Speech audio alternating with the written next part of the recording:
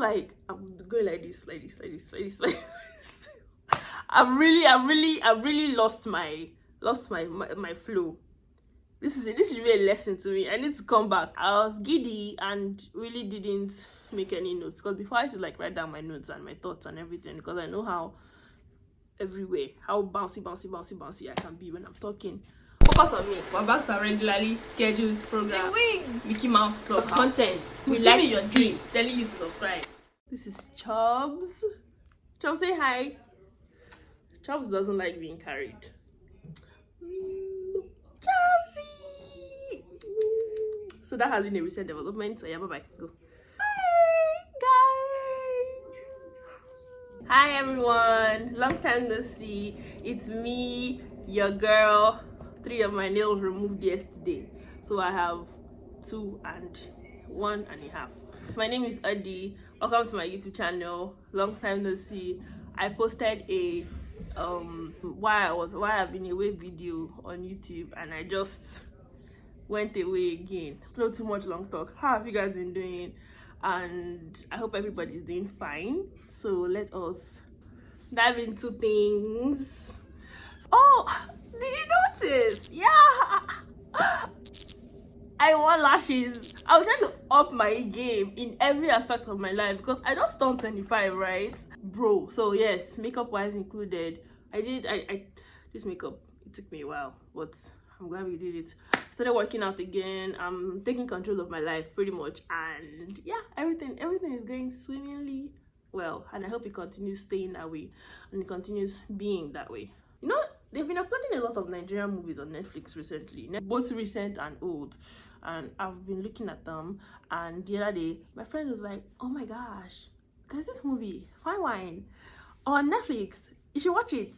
We just watched it, and I was like, okay, cool. And I went to look at it, and I saw that it was RMD, and Ikafi Ekpeyong Basi was in it, and Belinda Ifa was in it, and that guy that is always looking on Kempt in movies. So the main girl is Ego Osu, and I think the guy that I'm talking about that's always looking on Kempt is Adebola Adedoyi, and Zena Balogun was in it. But Adebola had a little cameo inside. If you've not seen Fine Wine yet, Fine Wine is about this rich man that was in a bad marriage previously with Insegbe team, and has 2 kids, Zena Balogun and Baja Debuli. He meets Kaima, that Ego was his character, and you know, at first she doesn't know who he is, because everyone always knows who he is, because you know, Forbes list is George.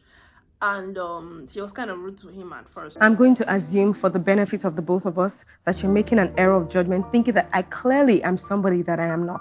And he becomes intrigued and interested, like, oh, who is this girl? She doesn't know who I am? Tickle me pink.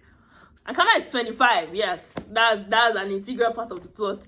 She's 25, and he, George, is 55, so she's literally half his age. I don't really want to go into the technicality of this whole movie, because I'll have a lot to say, especially on the sound part. So I will just go like talk about the story and the cast members and the costume and everything else. The first scene watching this film that really bothered me was their wigs. I don't know if I can make this video without mentioning the wigs in this movie. The wigs are very horrible. They know that these movies, they're going to be sent to Netflix, where it has a greater chance of reaching like more international audiences. You guys need to fix your hair department. I hope Nollywood knows this, but it's not every time that you people must wear a wig in your movies. And do you know the funniest thing? If I go to these actresses, their individual pages on Instagram, their wigs are always laid.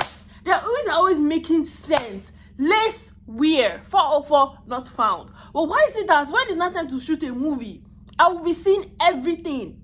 If when in doubt, just braid your hair. Braid. You don't have to do wig. You don't have to just braid or carry your natural hair. Do something, because honestly, it looks ridiculous. Now, this story was nice. It was cute. I want to say they had a meet cute, but not really, because she kind of yelled at him and everything. One thing though that I didn't really particularly like was that this movie was long. And again, there are a lot of unnecessary scenes. Some of the scenes with Nse team.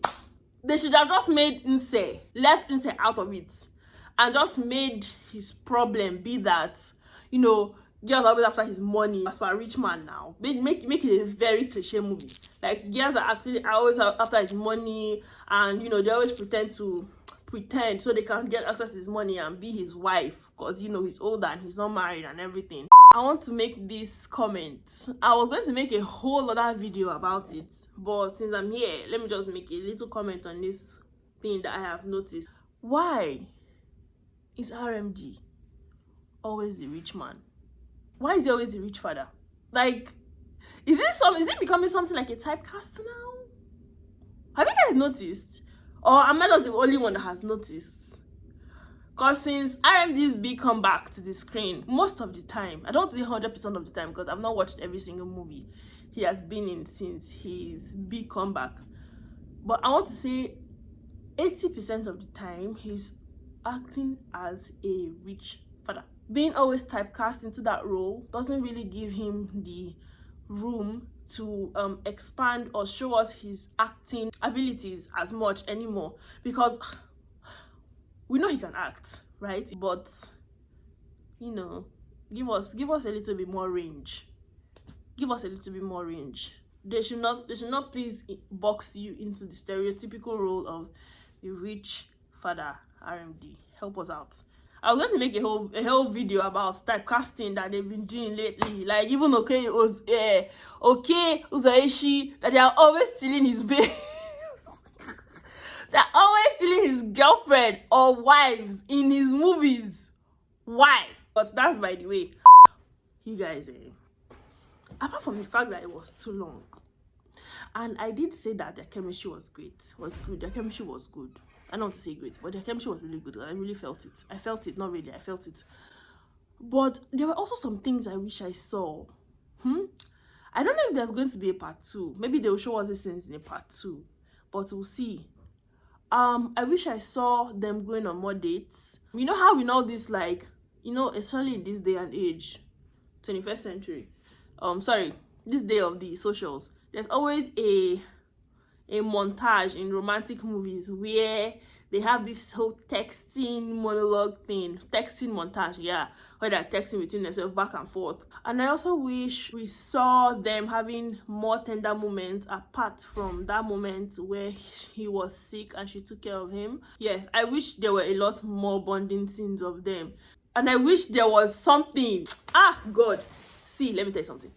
At the end, after Tunji, whatever, found out that, I think it was Tunji. Oh yeah, somebody uploaded a picture of them going out on the socials on her birthday. Yes. So that was like kind of like what made them stay away from each other at a point. I think that was it at a certain point. So, and that's also how Tunji found out. What I thought was going to happen in this film, now this is a less gist, I'm spoiling this film. What I thought was going to happen in this film was, you know, that paper Tunji told her to give to George to sign.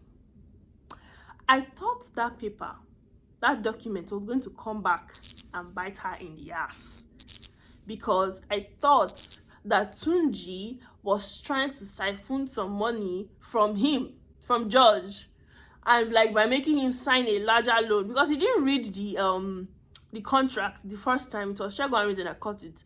So, and I thought that, okay, that why he didn't want to go back by himself was because the George likes Kaima, and so Kaima and obviously he will sign it because he likes her and trusts her, and it will be very easy to siphon money from him through her. So I thought that was what was going to happen, right? And maybe as they are getting to love themselves and falling deep in love in themselves, and I thought everything would scatter where they went for that party and she had to change her dress and his daughter was with her phone. I thought something was going to happen then. Or I thought that Segun Arinde was going to go over the document again and notice some foul play again and ask the judge, how did he sign this document? And judge would be like, Karima told me to send the document, and he will not think that Karima is just like every other girl that's trying to siphon money out of him. For her and her boyfriend, right? Then that's how they not scatter on that bus. Then that's how that video of her saying, "Oh, George is this, George is that," that Belinda Ifa uploaded on Instagram or wherever, will now make him see that, oh yeah, this girl, she actually really did love me and it was a mistake. Do you get? So I thought that was what was going to happen. So that is why when she was telling her sister, is he going to want to see me again? After everything I did, and after what happened, and after, Tunji, it did not really make sense. Because I was like, why wouldn't he want to see you again? You didn't do anything. So it now felt like there was a piece missing. Because I was thinking like, why wouldn't he want to see you again? It's not like you were the one that leaked the picture. It's not like you did something horrible. It was his ex-wife that called you to shut on your head. So why wouldn't he want to see you again? That part I didn't really understand. But all in all, it was a good movie. It was a good movie, just a little bit too long. In part 2, it better be him going to meet her parents and them also having some difficulties with their age difference. Because I feel like that is something that will arise at least once in their in those kind of coupled up relationship now. Because, they grew up in different eras. So their mindset is not going to be 100% exactly the same. So let us see some differences. I mean, it's a 35-year age gap. Come on, there has to be differences. Yeah, of how her friends will welcome him, how his friends will welcome her, because how his son, Vajadebule, will welcome her. That kind of thing. Because the daughter was really on board with it, Dana Balogun, and which was refreshing to see, because usually things like this, the daughters are always bitches. So yeah, these are the kind of things I'd like to see in a part 2. And that is all for today. I like the movie. It was a nice time, just that it was too long. I've not paid my Roku TV subscription yet, so I guess that's why I'm talking about Netflix. Guy, if Roku, people that have a Roku TV subscription, do they to call you when you've not paid your subscription? Bro, one guy called me. He was like, "Hi, this is the Roku TV headquarters from Texas, and I just wanted to I saw that you haven't paid the Roku TV subscription." Again, I was like, "Yes, I know." There's a new F.I.Wara movie also. I think there's 2. One where there are 3 sons, and one where he was playing girls anyhow. My friend also watched that one. I can't remember what it's called though. But I'll watch it. I will come here and we'll discuss. Thank you for coming back to my YouTube channel. Thank you for subscribing. Please, if you have not subscribed, this is the time to do so. Make sure you hit the subscribe button right there. Tell me what you think in the comment section below. Let us discuss. I know we've not discussed in a while. And if there's any other new Netflix movies you are seeing or you would recommend to me, let me know, because let me tell you something to you guys, don't judge, but I have literally only been watching anime and American movies, because I have this list of American movies I want to watch. I've just been going through them. I watched 7 the other day for the first time, the one with Brad Pitt and Morgan Freeman. Yeah, thank you for coming back to my channel. My name is Adi, O-D-Y. I just sounded like I'm saying my names are anyway, my name is Audrey. Thank you for coming back to my YouTube channel. Comment, like, subscribe, and I'll see you next time.